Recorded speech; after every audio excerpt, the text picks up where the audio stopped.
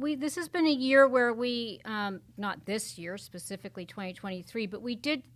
I think of 2022, one of the prominent artists being Taylor Swift, who'd had some very high-profile battles with her record company, which shall remain nameless. But do you engage differently with artists? I mean, you talk about kind of the role of the music artists these days, the recording artists. They do want more control.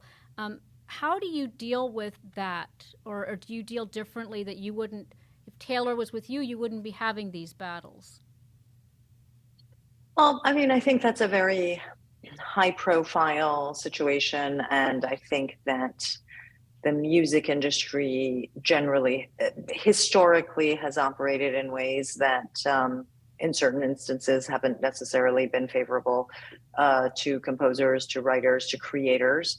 I don't think, I think there are enough great actors out there in the music industry today where these kinds of things are not really likely to happen as much. Again, it's a unique example because it's a very vocal artist that has an established platform and an audience standing by to listen. I don't think there's anything wrong with any of that, but it's a unique example. I think that we have always been wearing a hat that has us be artist friendly because we do fundamentally believe that the music is the most important part. So we want to be on the same side as the artists and the collaborators because having these people engaged just increases the value of the music. And being engaged alongside them allows us to collaborate better. So let me ask about Dola Sol. I know that it was it the Spider-Man movie that got the song Yes. people are listening to today on the radar. Tell us a little bit about them and because it feels like it's more of a cult following when you're talking about a hip-hop group that was really formed in the late 80s.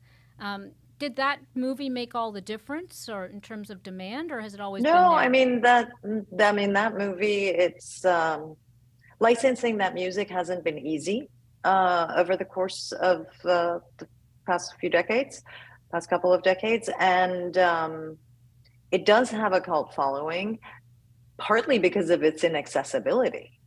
Put a velvet rope somewhere and. Yeah, I see Pharrell's out recommending what songs to listen to as soon as it goes on the platform. Basically, in March, he's got a whole list. Right. Yes, and there's a lot of high-profile, sort of promotion happening like that. But it's so part of it has been the inaccessibility, but the other part is that we are in a year where it's the 50th anniversary of hip hop, and we are talking about a group whose contribution to a particular genre was in a moment that just can't be ignored.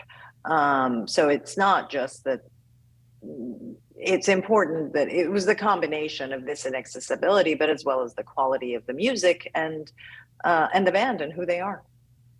Anything else you'd want to say just about your own both pipeline and what sort of your next goals are for the company? I know that you are very active already of course, on the different platforms, but as a leader, as you're shaping this company, what's next?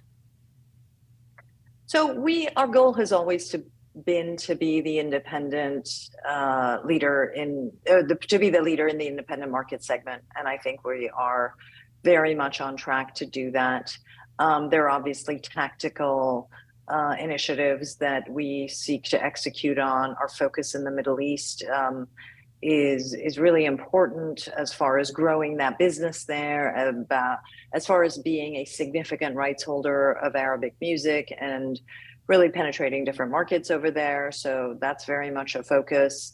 Our active writer roster and artist roster is something we're always focused on because these things ebb and flow, and people have different workflows and are in different moments in their work streams. So that's always been an area of focus for us. But it's very much business as usual, heads down, continue to grow the business, and that's how we've always been. So I don't really see us shifting from that MO.